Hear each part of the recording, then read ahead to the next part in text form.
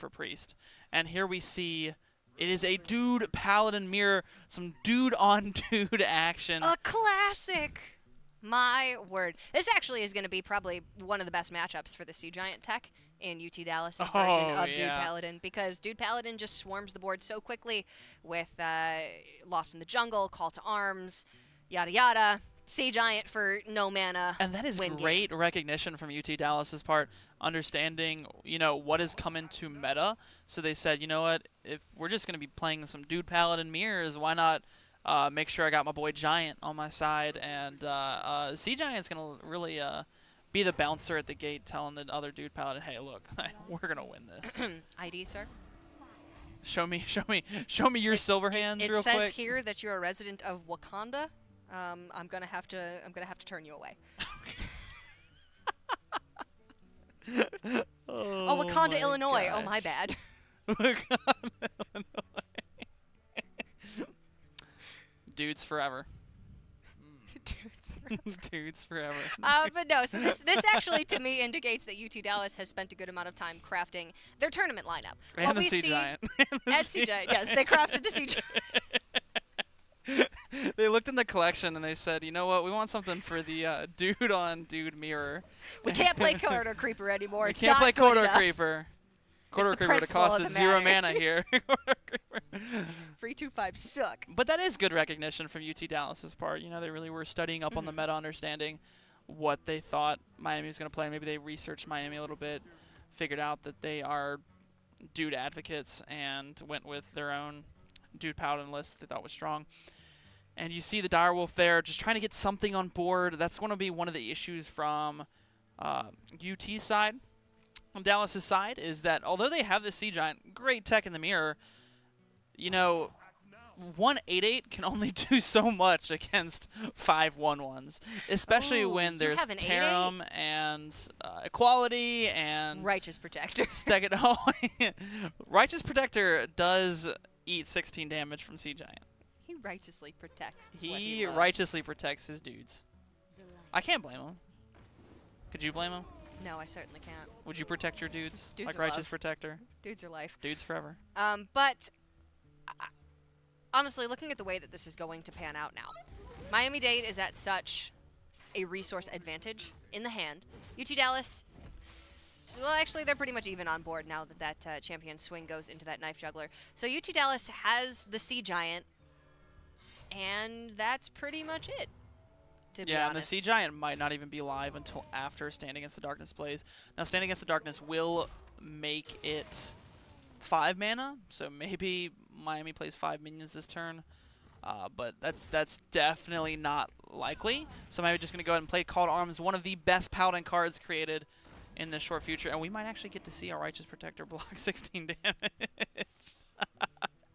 That is a present we could be living in.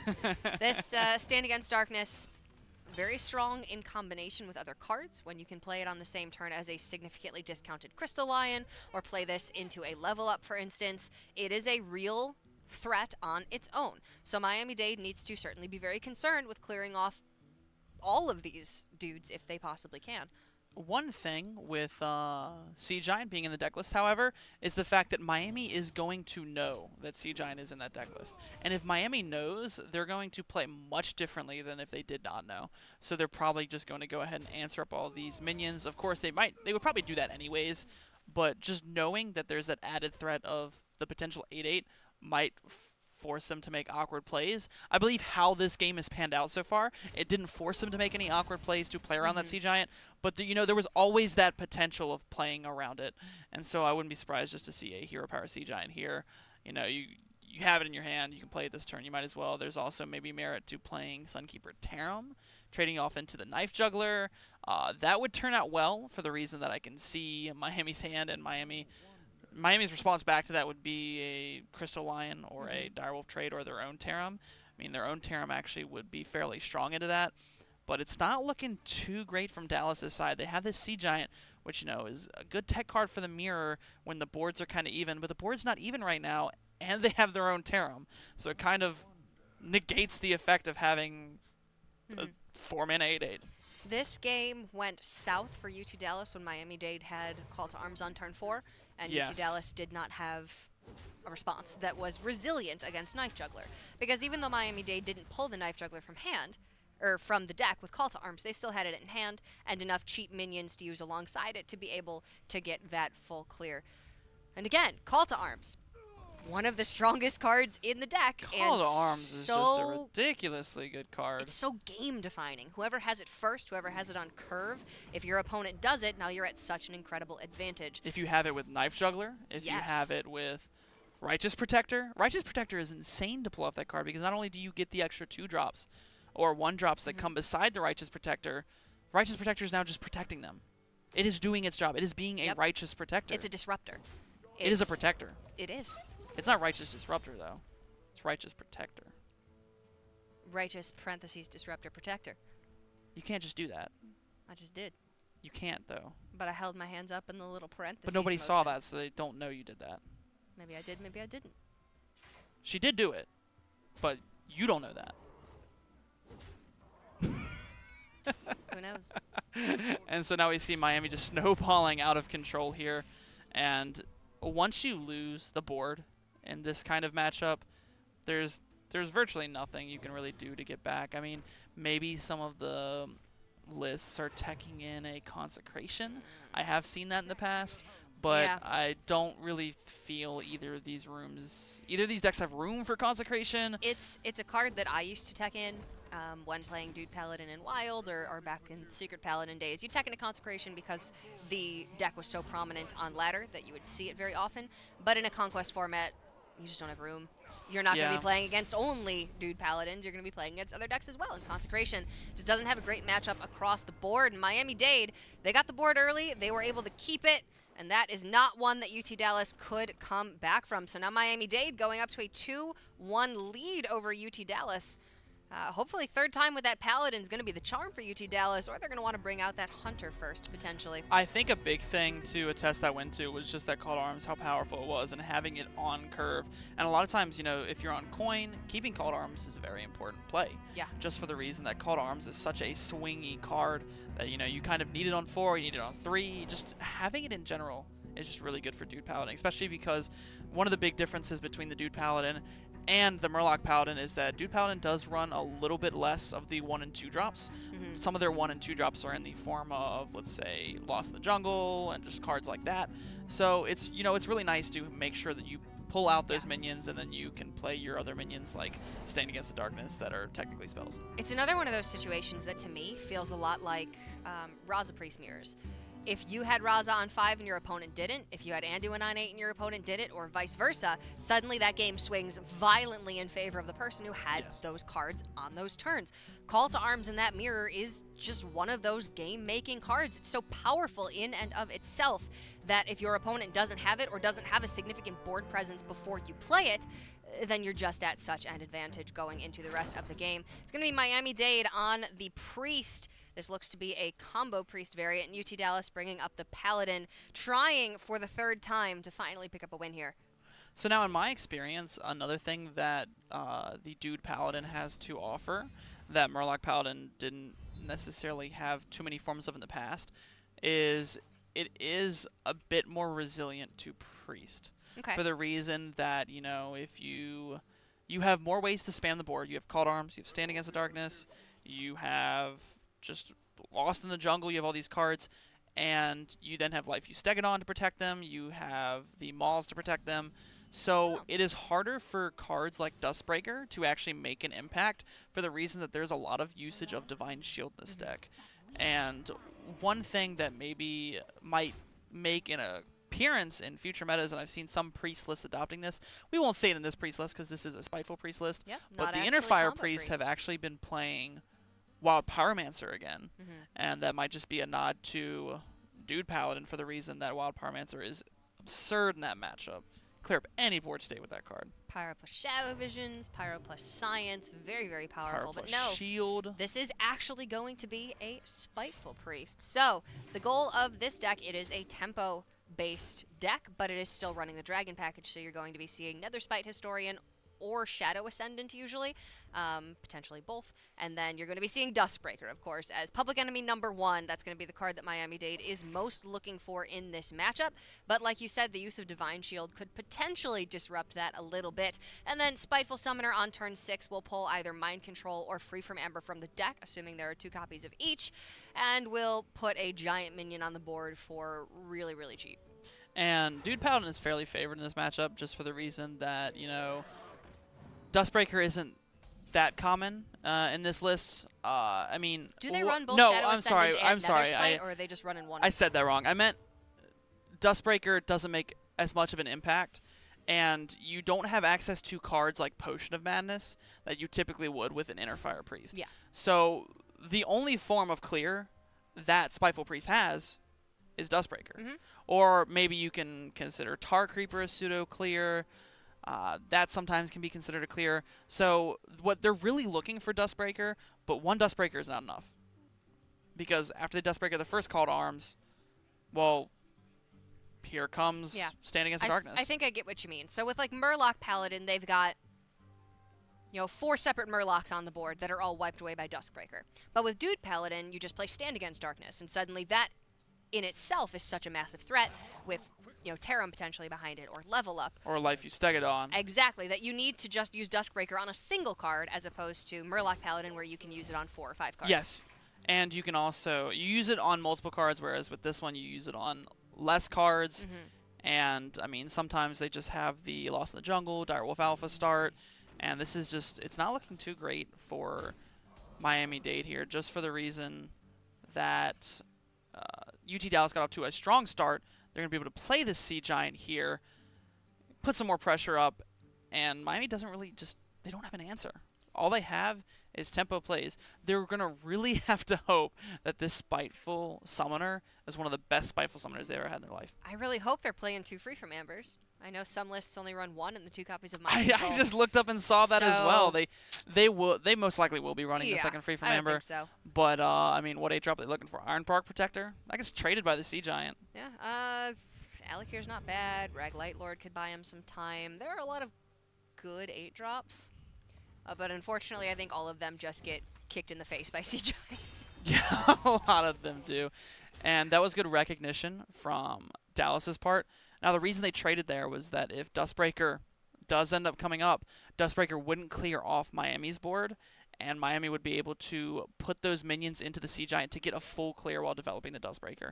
And it was important that they cleaned up at least the 3-4. They didn't need to clean up. Well, they couldn't clean up both. But they didn't need to put any damage into the other one. The other ones can go face, but they had to make sure that the 3-4 was gone for the reason of Duskbreaker.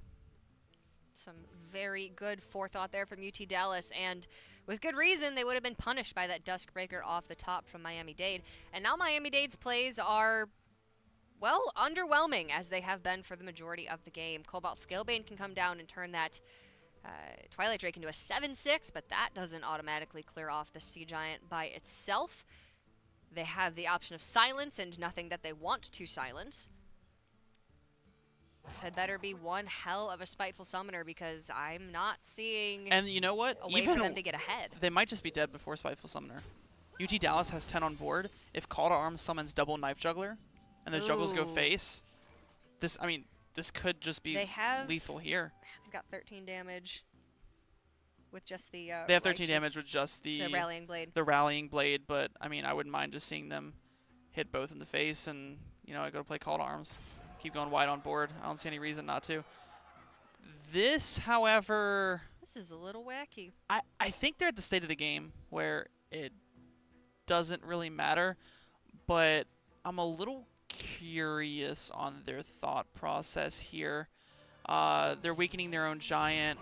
Maybe they figure that, you know, it's weak to Duskbreaker to play the Call to Arms. That could be their logic for this play. However, you know, you're kind of weak to Duskbreaker with this play too, because you just made the 8/8 giant into a 3/3. So I'm sure they were probably putting a nod to Duskbreaker, but I would really like to see them put Miami down to a health where one of these weapons can just end the game. Force them to spend 2 mana to lesser heal, otherwise Vine Cleaver just clears the game up. And with this play, they technically this Tarim, even with a Dustbreaker play, would still be alive. So maybe that's what they thought. They said, you know, we'll go in with Tarim here. Dustbreaker doesn't really hurt us. But then next turn we can play Vine Cleaver and end the game. If Miami-Dade just goes Dustbreaker and heals face here, they go to 8. UT Dallas only has 7. Yeah. With Vine Cleaver plus Tarim. So there is not a guaranteed represented lethal here if Miami-Dade does heal. Now, if they were to play Duskbreaker and just a lesser heal here, that's such a weak turn that the turn after that for UT Dallas would likely just be able to end the game. So I don't think this is ever a scenario still where Miami-Dade gets ahead. And honestly, it may just need to be Spiteful Summoner into something like Ragnaros Lightlord and 8 heal to the face for Miami-Dade to really have a chance to come back here, because I don't think Dustbreaker's going to do it. And that's another reason to hold on to the Sunkeeper Tarim, for the reason that if they do go Spiteful Summoner into, let's say, a really obscure 10 drop, because UT Dallas doesn't know exactly what is in the hand for Miami, but if they get some kind of 10 drop that just is ridiculously crazy, well then Dallas might not have a way to get through it. But Dallas is going to go ahead and take this one. A little bit of emoting going on back and forth. Spicy. We've got a tied series, so both of these teams certainly putting in work. Maybe they feel deserving of their emotes, but I, for one, am always wary of emoting in any match, because I don't want to get flamed afterwards. But also, you know, if you do get a little bit cocky, you emote your opponent, and then you do lose, you feel pretty dumb. Yeah, I never emote. And just for public service announcement, if you're playing me on ladder, just go ahead and emote me. it already happens. No, emoting is a part of the game. Dr. J loves being emoted. I love it's his being favorite emoted. thing since like sliced bread and puppies. Emoting and friend requests are my favorite things. To be fair, I receive a decent amount of friend requests. It's good to see. It's usually nice people. Yeah. It gets a bit of a bad rap. Point being, emote if you want to, don't emote if you don't want to. These guys want to emote. You play Hearthstone your way. It's all in good fun. It's collegiate Hearthstone.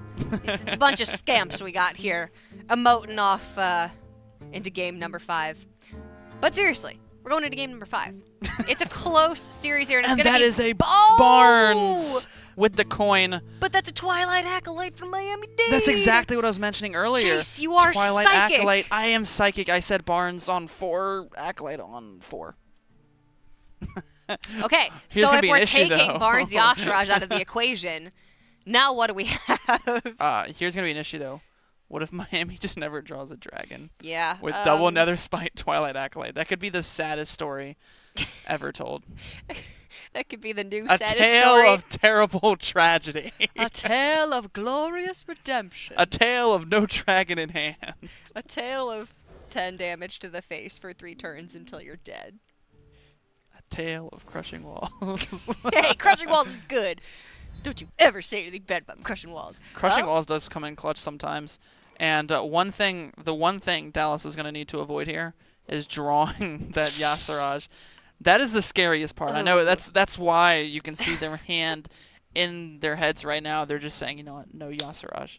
No Yasiraj. Every turn it's like No a 1 in 25, Yasiraj. 1 in 24. 1 in 24, we're dodging it. We're dodging Coin Barnes.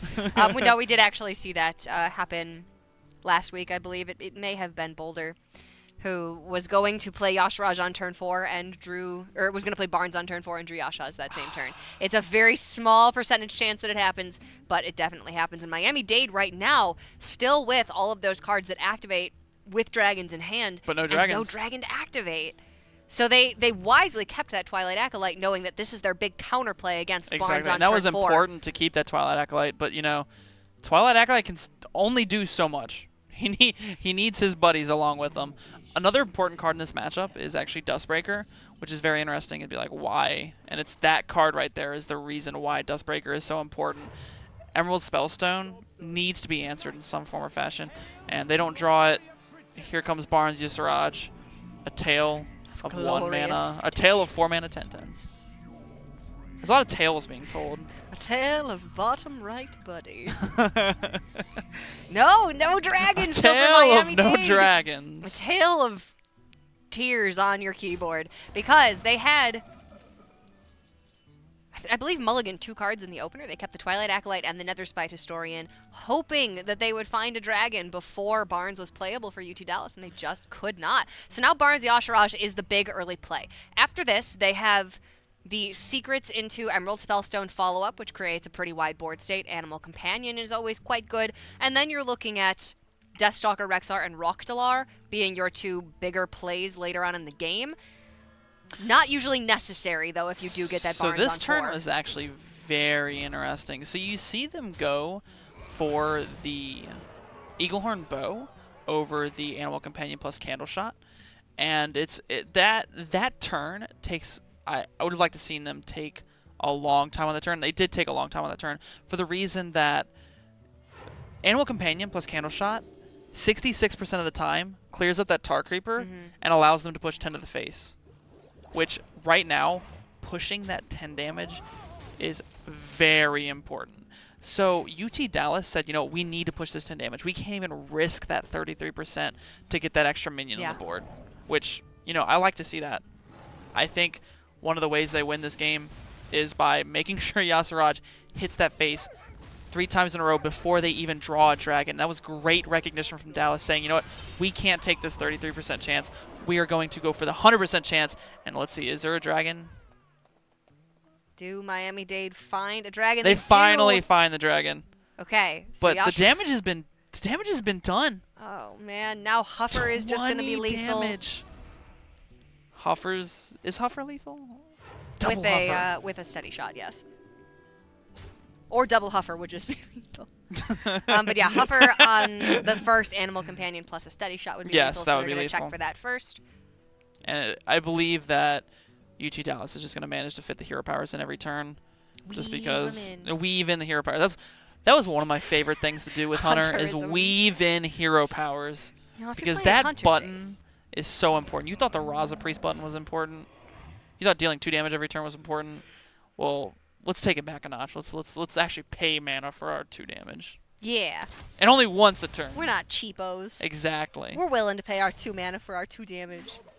Still going to be a little bit short here for UT Dallas. So Miami-Dade, well, the odds are low. There are outs here with Spiteful Summoner. Oh, it's going to be interesting. I mean, they have to go for it. What is your best option here of not losing the game? What else could they do? Is it Duskbreaker? They could go for Duskbreaker. No, but then they're still dead. Oh, but they don't hero power. On board with Candleshot hero power. No, I think it's Spiteful Summoner into a big taunt. Is there anything off operative you can think of, Cora? No. No, Wandering Monster doesn't Because you can't even get Hunter's Mark. No, I would say Hunter's Mark, but you don't have enough mana to hero power. And you're still dead to Candleshot hero power. So I believe it is Spiteful Summoner into some form of a taunt or some form of heal, and both of those come off of the 8 mana slot. 10 mana is not going to do anything here for Miami-Dade. So they need to Spiteful Summoner, pull free from Amber, and then hope for like Ironbark Protector, Primordial Drake, Rag Lightlord. Wait. Alec here maybe. Does Ironbark Protector even do it? They have Crushing Walls. Oh, you really wanted to... Oh. Well, I think that's just going to be it no matter what. I don't think there's anything so. You can I'm get trying off to think of a 10 mana card. No. But even if they got Ironbark Protector, they could have Crushing Walls and pushed the damage with Yasiraj. Yeah. You would have to... If you put the Spiteful Summoner in the middle, does the minion spawn directly next to it? So you would have to put it. You would have to put it in the middle. Okay, so if they could have positioned in the middle and potentially had outs there, but ultimately it was not meant to be. And UT Dallas with that Barnes on 4 in the Spell Hunter is going to wrap up this series 3-2. It was very, very close, but 20 damage to face before turn 6 is just something that not a lot of decks can deal with. Had Miami-Dade had a dragon in hand, they had the perfect counter for Yasiraj with the Twilight Acolyte, but they just could not find it. And you know, that's one thing with most recent dragon decks for Priest. A lot of them have been running less and less dragons because a lot of the dragons are getting awkward now and they need faster dragons. They need Duskbreaker, they need Operative, they need Netherspite, they need Twilight Acolyte, which those 2 aren't dragons. But they need less and less dragons to function properly against the other decks. That sometimes they just don't find the dragon. Yeah, they need the utility that they can utilize with dragons, but they don't really need Twilight Drake, if that makes a lot of sense. Twilight Drake in that deck, a little bit clumsy. Twilight Drake and Inner Fire, Divine Spirit, Combo Priest, necessary. Yes. But in this deck, you got a lot of better things that you can just do most of the time on turn 4. You want to play Duskbreaker in a lot of matchups. So unfortunate there for Miami-Dade that they did have the counter available but weren't able to find the activation. But that was a very well-fought set by both of these teams. UT Dallas is going to take it 3-2. And ultimately, Miami-Dade's strategy of attempting to counter the Warlock just did not work out. The Warlock picked up that win in the first game, and then Miami-Dade was working at an automatic disadvantage because they elected to not ban the Warlock and instead decided to ban the Priest. Is that a strategy that you, retroactively now looking back on, liked? It's really hard to say. You know, there have been a lot of successful ban Warlock strategies. However, those strategies have come in the form of Quest Rogue, Kingsbane Rogue, Quest Mage, Secret Mage. They haven't really come into fruition with the strategy of Dude Paladin and Inner Fire Priest. Well, Inner Fire Priest sometimes, but, you know, it's you really have to kind of hard target that Warlock plus another control deck in order to make sure that strategy works, because it's really hard to do that strategy when some of your decks are just not up to par. Yeah, it seems like in this case, Miami-Dade elected to leave up the Warlock, maybe put a couple of techs in some of their decks to try and improve their matchups against the Warlock by a little bit, but it wasn't a hard target strategy by any means. Last week we saw a hard target strategy against Warlock, which included Mill Warrior and Big Druid, for instance. So more of those hard target decks, and even then they still were not able to get the job done. So Warlock is absolutely a class that needs to be respected right now. It's a class that, unfortunately, it looks like if you want to win the set, just needs to be banned. Respect your Warlocks, ladies and gentlemen. Respect your Warlocks. Just like you respect your elders, you respect your Warlocks. Warlocks are the elders. Gul'dan is your elder. Respect. Nemzi's your elder too. Respect. Yes, Nemzi, so old. But before we get into an interview with UT Dallas, which hopefully we will be able to ask them a couple of questions, we have another Twitter question to bring up on the screen, so you get to ask us another question. This one comes to us from Desert Punk 59. Pineapple on pizza, yes or no? Yes. No. Easiest no of my life. Really? I don't even like pineapple in the first place. I want to understand this mentality. Pineapple on pizza. Because I'm a big pineapple You want to fan. understand this mentality? I want to understand why. The people who like pineapple on pizza, the same people that pour milk before they pour the cereal bowl. I would watch what you say right now, Jace. Those are the same people. These are some vicious lies that you were spreading. No. And I would never pour my milk in my bowl before my cereal. But I like pineapple on pizza. One of my favorite pizzas is just pineapple and Canadian bacon. It is a classic combo, like Force of Nature Savage Roar, like Naga Sea Witch and 6 Giants on the same turn on turn 5. You know, it's beautiful, and it's delicious. No, the pizza has to contain pepperoni on it. And you cannot fit pineapple and pepperoni together. Yes, you can. That's too many peas. Pizza, pineapple, pepperoni. It's a delicious dichotomy because you have the salty of the pineapple, or the salty of the pepperoni, and the sweet, slightly tangy of the pineapple, and it all just cuts down to the tomato sauce and the crust. It's good. It's a good thing, and I will fight for it. I'm gonna have to talk to someone to get me someone else on this desk. I can't work with someone who pours milk before their cereal and likes pineapple on pizza. I'm here for the next 6 weeks. Good luck. If you have any questions you want to ask us, tweet at Team Tespa. Go on Facebook/Team Tespa. Make them creative, keep them coming, and we're going to keep answering those throughout the course of the next 5 weeks. Oh, of course, today and tomorrow as well. And we're going to keep giving away Dalaran Flame card backs. So thank you very much for your question, and keep them coming. Maybe not questions that are quite so controversial, rivalry forming. I can't believe you like pineapple on pizza. Oh, why can you not believe that? Would you eat pizza on pineapples? Yes. If you had like a big chunk of pineapple and a tiny piece of pizza, yeah, I would. I would absolutely do it. It looks like we're not actually going to have an interview here with UT Dallas, unfortunately, but congratulations to them. They are going to be the winners of this first set of the day. But coming up next, we're going to the varsity portion of the tournament. It's going to be SUNY Canton taking on Texas Tech. So we'll be right back with more Collegiate Hearthstone action right after this.